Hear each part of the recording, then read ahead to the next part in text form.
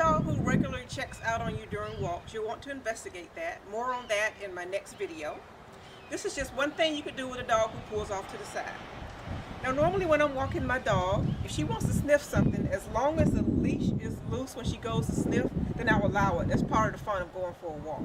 But if she pulls tight while she's going off to sniff, I don't want to allow that because I don't want her to self-reward a tight leash. At the same time, I don't want to pull her away for a number of reasons, and we'll talk about that in our next video as well. So what do you do with a dog who tries to check out on you or pulls on the leash to go to the side? The first thing you could try is be a tree.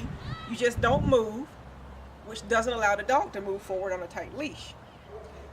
One thing you want to be careful about with tree is sometimes what we do is we stop moving our bodies, but our arm tends to go with the dog. So even though your dog doesn't get to go far, she still gets rewarded for pulling. So when you're doing be a tree, make sure you have your elbows bent and your arms close to your body. I like to even clip my leash to my belt loop. Now if that doesn't work, the dog still pulls while you're holding the leash. Next thing you want to look at is your body language. Make sure your feet are square, your hips are square, your shoulders are square, and you're creating the body language that kind of opens the door to let the dog know that you want the dog to realize that you're there.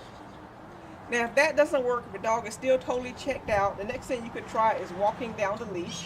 And I got this from watching a DVD by Leslie McDevitt, Control Unleashed Seminar.